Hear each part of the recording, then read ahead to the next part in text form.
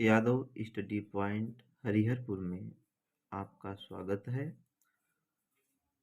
आज आपको इंटरमीडिएट की हिंदी पद्य में पवन दूतिका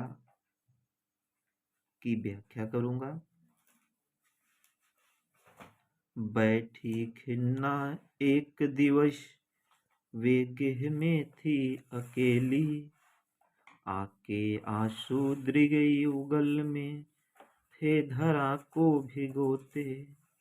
आई धीरे इस सदन में पुष्प सतगंध को ले, प्रातः वाली सुपवन इसी काल वातायनों से। राधा जी खिन्ना एक उदास होकर, खिन्ना मतलब उदास होकर, राधा जी उदास होकर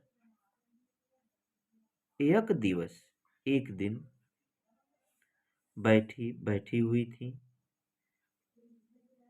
गेह में थी वे अकेली, घर में वे अकेली थी। राधा जी एक दिन उदास होकर अकेले घर में बैठी हुई थी। आके आंसू दृग युगल में थे धरा को भिगोते। दृग युगल दोनों आंखों में आके आंसू आंसू भरे हुए थे। धरा को भिगोते वे आंसू गिर गिर कर धरती को भी गीला कर दे रहे थे।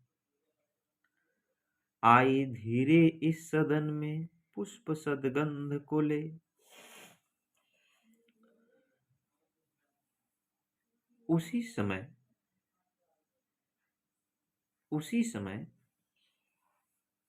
सदन में, जिस घर में वह बैठी थी उसी सदन में, उसी घर में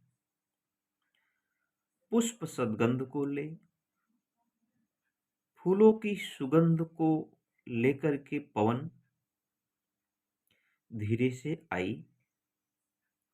प्रातः वाली सुपवन, प्रातः काल बहने वाली शीतल पवन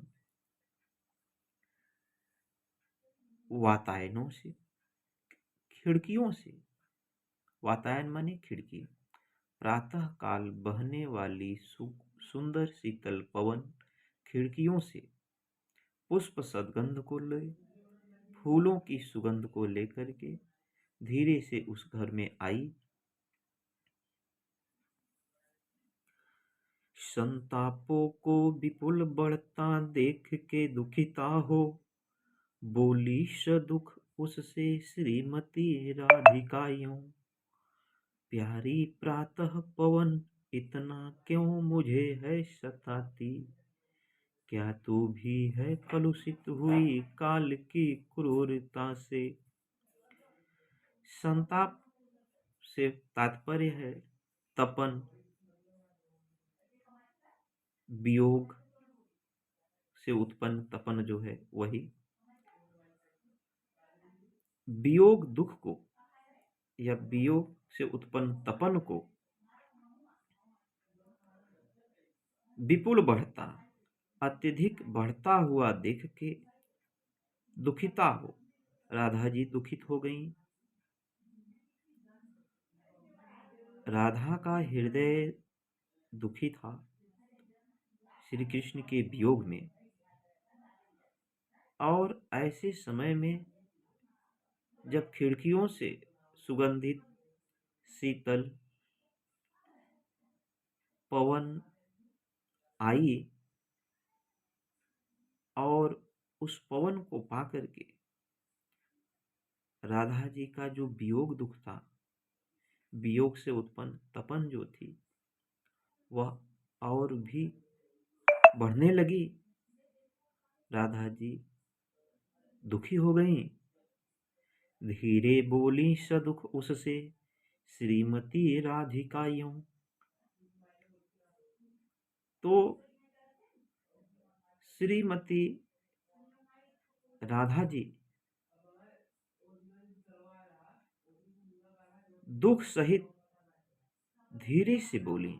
उसी समय राधा जी दुख उसी समय राधा जी दुख सहित दुख के साथ पवन से धीरे से बोली, प्यारी प्रातः पवन इतना क्यों मुझे है सताती, क्या तू भी है कलुषित हुई काल की क्रूरता से। प्रातः काल बहने वाली शीतल प्यारी पवन, तुम मुझे इतना क्यों परेशान करती हो, क्या तू भी है कलुषित हुई काल की क्रूरता से, क्या तुम भी समय के क्रोध से कलंकित हो गई हो।